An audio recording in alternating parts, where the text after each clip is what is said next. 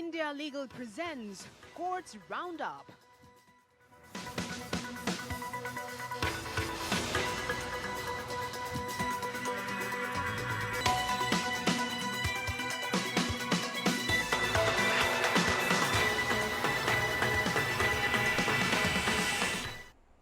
नमस्कार, courts roundup में आपका बहुत स्वागत है और मैं हूं आपके साथ नेहा दुबे। इस बुलेटिन में अगले आधे घंटे हम आपको कोर्ट से जुड़ी तमाम छोटी बड़ी खबरों से करवाएंगे रूबरू। कोर्ट की कार्रवाई सुप्रीम कोर्ट से लेकर हाई कोर्ट और लो कोर्ट तक के फैसलों को रखेंगे आपके सामने। तो आइए शुरू करते हैं कोर्ट्स राउंडअप।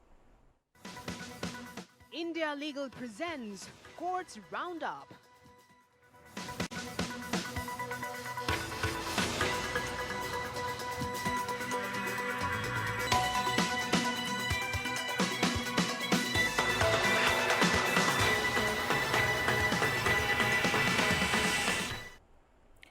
बुलेटिन की शुरुआत करते हैं। सुप्रीम कोर्ट में वक्फ संशोधन कानून पर सुनवाई हुई।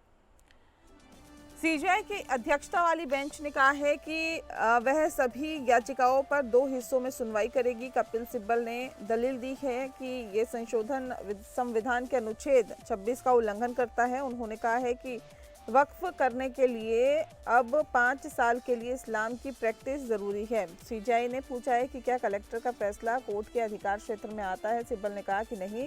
सॉलिसिटर जनरल तुषार मेहता ने कहा है कि ये कानून जेपीसी की 38 बैठकों के बाद पारित हुआ।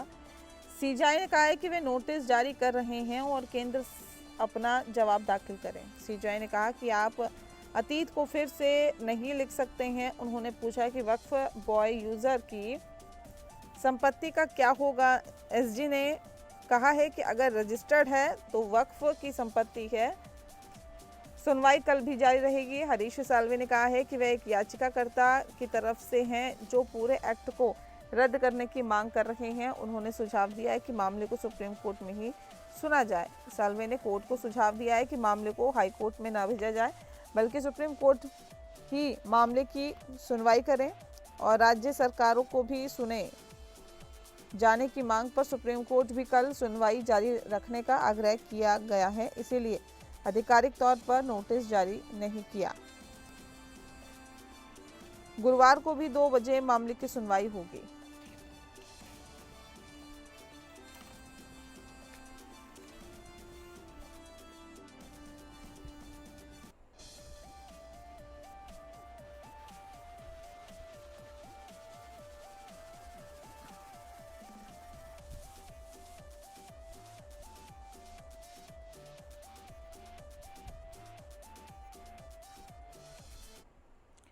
और चुनाव आयुक्त की नियुक्ति का मामला है। बता दें आपको कि चुनाव आयुक्तों की नियुक्ति पर 2023 के केंद्र सरकार के नए कानून को चुनौती देने वाली याचिका पर सुनवाई की मांग को सुप्रीम कोर्ट में जस्टिस सूर्यकांत की बेंच में उठाया गया।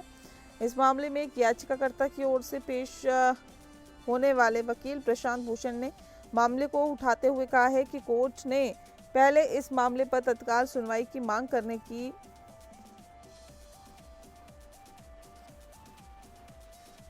के लिए कहा था और इसीलिए आज हमने इस मामले पर जल्दी ही सुनवाई की मांग को उठाया है। इस पर जस्टिस सूर्यकांत ने कहा है कि आज इस मामले पर सुनवाई नहीं हो सकती है क्योंकि इस मामले की सुनवाई 2 जजों की बेंच कर रही है और आज 3 जजों की बेंच मामले की सुनवाई कर रही है।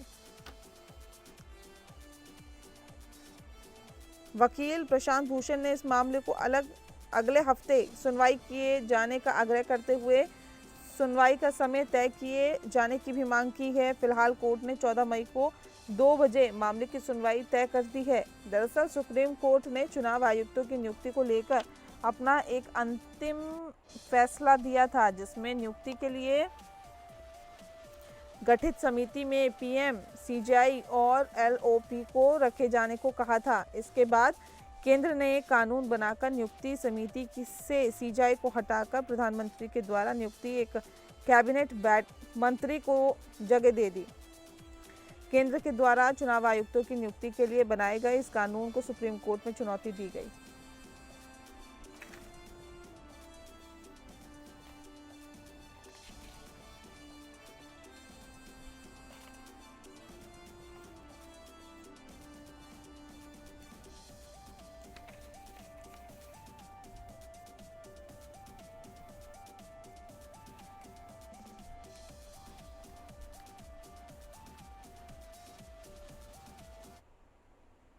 और अगली खबर का रुख करते हैं। केरल आरएसएस सदस्य की हत्या का ये पूरा मामला है। बता दें आपको कि सुप्रीम कोर्ट ने राष्ट्रीय जांच एजेंसी या एनआईए की याचिका खारिज कर दी है, जिसमें एजेंसी ने केरल हाईकोर्ट द्वारा पॉपुलर फ्रंट ऑफ इंडिया के 17 सदस्यों, जिसमें एजेंसी ने केरल हाईकोर्ट के द्वारा 17 एजेंसियों को दी गई जमानत रद्द करने का अनुरोध किया था। ये सदस्य अप्रैल 2022 में पलक्कड़ में आरएसएस सदस्य श्रीनिवासन की हत्या के मामले में आरोपी है। एनआईए ने जमानत रद्द करने की मांग की थी क्योंकि आरोपियों ने जमानत की शर्तों का उल्लंघन किया था। न्यायमूर्ति अभय एस ओका और न्यायमूर्ति एनके सिंह की पीठ ने कहा कि विशेष अदालत या उच्च न्यायालय इस याचिका पर विचार करने के लिए अधिक उपयुक्त मंच होंगे और इसीलिए एनआईए की विशेष अनुमति याचिकाओं पर विचार करने से इनकार करते हुए पीठ ने एजेंसी को जमानत रद्द करने के लिए विशेष अदालत या उच्च न्यायालय का रुख करने की स्वतंत्रता दी है। पीठ ने कहा है कि इस स्तर पर हम इन विशेष अनुमति याचिकाओं पर विचार करने से इनकार करते हैं और याचिकाकर्ताओं को जमानत रद्द करने के लिए विशेष अदालत उच्च न्यायालय का रुख करने की स्वतंत्रता देते हैं। यदि याचिकाकर्ता की प्रार्थना विशेष अदालत उच्च न्यायालय के समक्ष सफल नहीं होती है तो याचिकाकर्ताओं के अधिकार बरकरार रहेंगे और हम स्पष्ट करते हैं कि जब जमानत रद्द करने की अर्जी दी जाएगी तो विशेष अदालत या उच्च न्यायालय को इस तथ्य से प्रभावित नहीं होना चाहिए। इस अदालत ने वर्तमान विशेष अनुमति याचिकाओं पर विचार करने से इनकार कर दिया है। एनआईए ने आरोप लगाया था कि एक आरोपी ने गवाह से फोन पर संपर्क किया था और एक अन्य आरोपी ने सह आरोपी से फोन पर संपर्क किया था। कुछ आरोपियों ने एक से अधिक सेल नंबरों का उपयोग किया जबकि उन्हें केवल एक नंबर का उपयोग करने की शर्त थी। कुछ अन्य आरोपियों ने अपने फोन बंद कर दिए थे। कोर्ट ने कहा कि यह आधार है जिन्हें विशेष अदालत या उच्च न्यायालय के समक्ष उठाया जा सकता है। कोर्ट मई में हिरासत में लिए गए अन्य आरोपियों की जमानत याचिकाओं पर विचार करेगा।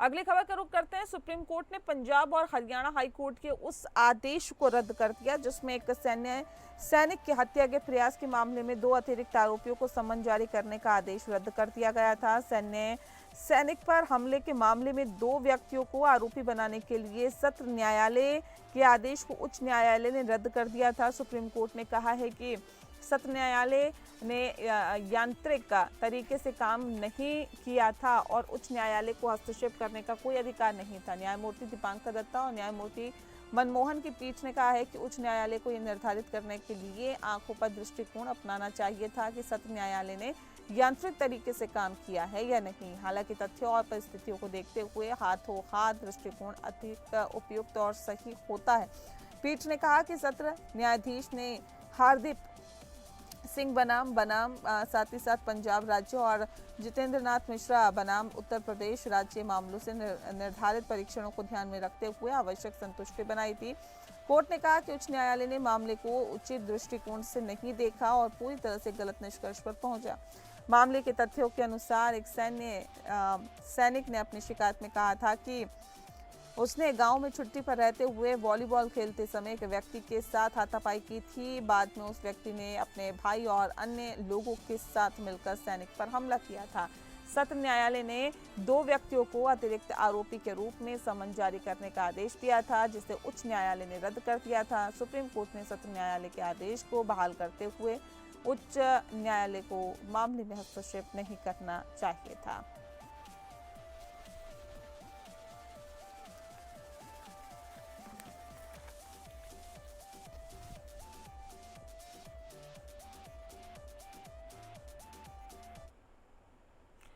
और अगली खबर का रुख करते हैं। साइन बोर्ड पर उर्दू का उपयोग। जी हाँ, हम आपको बता दें कि सुप्रीम कोर्ट ने महाराष्ट्र में एक न्यायपालिका के साइन बोर्ड पर उर्दू के उपयोग की अनुमति दी है। साथ ही साथ मराठी को भी आधिकारिक भाषा के रूप में बनाए रखा है।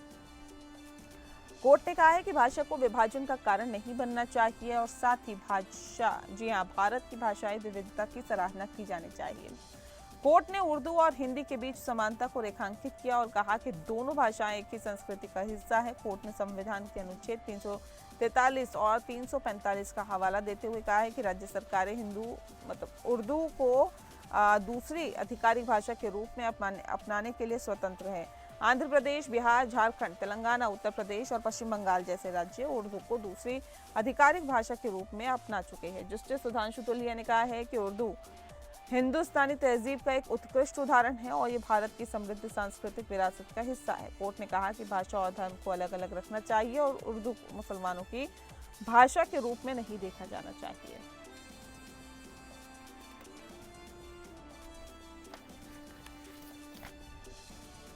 बढ़ते हैं केरल हाईकोर्ट ने एक सत्र अदालत के फैसले पर।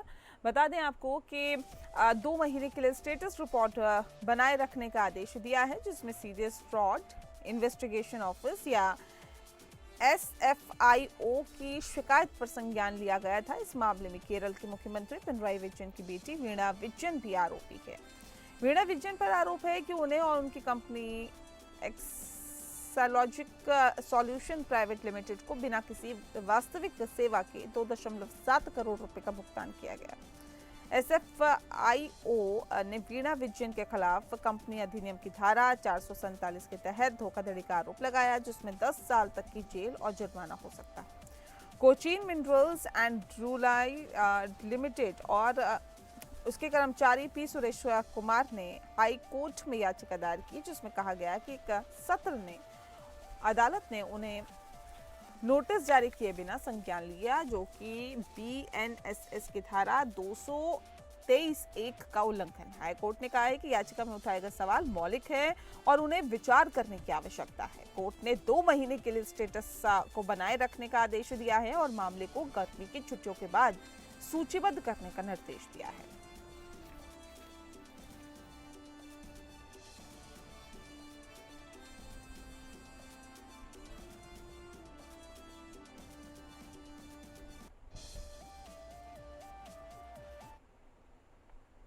अगली खबर का रुख करते हैं। जस्टिस दिनेश माहेश्वरी विधि आयोग के अध्यक्ष बने हैं। पूर्व सुप्रीम कोर्ट न्यायाधीश जस्टिस दिनेश माहेश्वरी को 23वें विधि आयोग का अध्यक्ष नियुक्त किया गया है। अधिवक्ता हितेश जैन और प्रोफेसर DP वर्मा को आयोग के पूर्णकालिक सदस्य नियुक्त किया गया। उन्होंने 15 अप्रैल 2025 को पदभार संभाला और उनका कार्यकाल 31 अगस्त 2027 तक रहेगा। जस्टिस माहेश्वरी ने राजस्थान में 2 दशकों से ज्यादा समय तक वकील के रूप में अभ्यास किया और फिर 2004 में राजस्थान हाईकोर्ट के न्यायाधीश बने हैं और बाद में उन्होंने इलाहाबाद हाईकोर्ट के न्यायाधीश, मेघालय हाईकोर्ट के मुख्य न्यायाधीश और कर्नाटक हाईकोर्ट के मुख्य न्यायाधीश के रूप में कार्य किया। जनवरी 2019 में सुप्रीम कोर्ट में पदोन्नत हुए और मई 2023 में सेवानिवृत्त हुए। वे हितेश जैन परिमल लॉ एसोसिएट के प्रबंध भागीदारी और साथ ही साथ भाजपा मुंबई प्रादेशिक इकाई के उपाध्यक्ष बने। उन्होंने सिविल, आपराधिक, व्यवसायिक और संवैधानिक मामलों में 2 दशकों से ज्यादा का अनुभव प्राप्त किया। प्रोफेसर वर्मा 22वें विधि आयोग के पूर्णकालिक सदस्य थे और उन्होंने सार्वजनिक अंतर्राष्ट्रीय कानून, तात्विकता और मानवाधिकार कानून में 4 दशकों से अधिक का अनुभव प्राप्त किया। 23वें विधि आयोग को पुराने कानूनों की पहचान करने और उनकी समीक्षा करने का काम सौंपा गया, साथ ही न्याय तक पहुंच और न्यायिक प्रशासन में सुधार के उपायों पर भी विचार करना।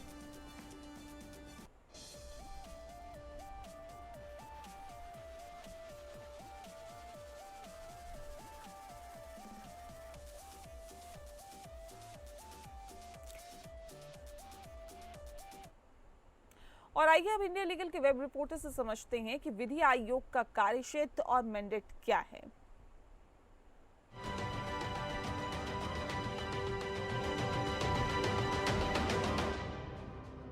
कभी सोचा है कि पुराने आउटडेटेड कानून को कौन अपडेट करता है या नए कानून सजेस्ट करता है?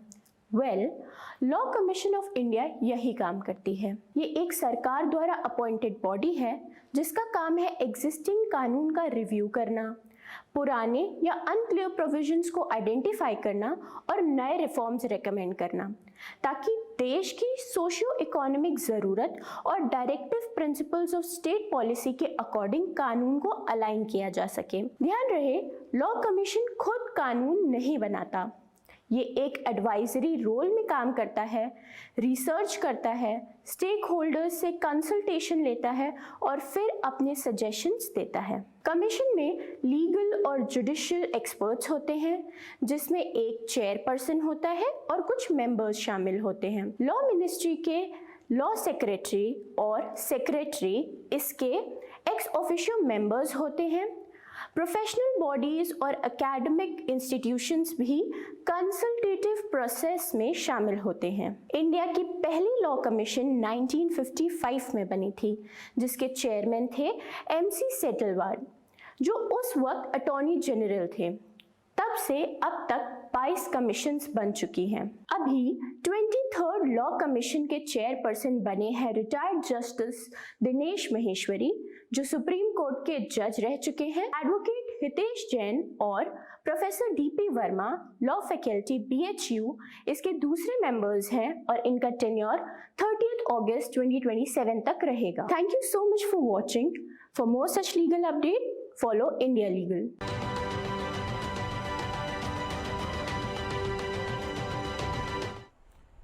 अगली खबर का रुख करते हैं। सुप्रीम कोर्ट में दुर्घटना के बाद बढ़े हुए मुआवजे पर सुनवाई हुई है। बता दें आपको कि याचिकाकर्ता ने 2008 में दुर्घटना के बाद बढ़े हुए मुआवजे के लिए अपनी अपील को खारिज करने को चुनौती दी थी। न्यायाधिकरण ने 50,000 का मुआवजा दिया और साथ ही याचिकाकर्ता ने घुटने के फ्रैक्चर और 20% विकलांगता का हवाला देते हुए अधिक राशि की मांग की है। अदालत ने शुरुआती चोट की रिपोर्ट में फ्रैक्चर का उल्लेख नहीं किया और बाद में दिए गए मेडिकल दस्तावेजों को अपुष्ट माना। अधिवक्ता रेणुका साहू ने तर्क दिया है कि चोटों को नजरअंदाज कर दिया गया है, लेकिन न्यायमूर्ति संजीव खन्ना ने कहा है कि विकलांगता प्रमाण पत्र दुर्घटना से संबंध स्थापित करने के लिए बहुत देरी से जारी किया गया था। न्यायाधिकरण के फैसले को बरकरार रखते हुए अदालत ने विकलांगता को दुर्घटना से जोड़ने वाले साक्ष्य की कमी और समवर्ती निष्कर्षों का हवाला देते हुए अपील को खारिज कर दिया। पूरी जानकारी हमें देंगी इंडिया लीगल के रिसर्चर वर्षा कटियार। वर्षा, जानना चाहेंगे पूरा मामला क्या, विस्तार से बताएं। हाँ जी, ये मामला उड़ीसा के कुट्टक कोर्ट का था, जहाँ पर पिटिशनर का एक्सीडेंट हुआ था, जो कि टाटा एस व्हीकल से हुआ था और पिटिशनर को 50,000 का ट्रिब्यूनल ने कॉम्पनसेशन अवार्ड किया था, जिसके बेसिस पे उसको अपना कॉम्पनसेशन इन्हांस कराने के लिए उसने हाई कोर्ट में अपील की थी। On the basis of their injury reports ये मिसमैच किया गया कि 20% ऑफ सॉरी थोड़ा सा जी हाँ ठीक है वर्षा, बहुत शुक्रिया आपका। आपने बहुत ही विस्तार से जानकारी दी, इसके लिए आपका बहुत बहुत शुक्रिया। और इसी के साथ इस बुलेटिन में फिलहाल के लिए इतना ही। नमस्कार। India Legal presents Courts Roundup.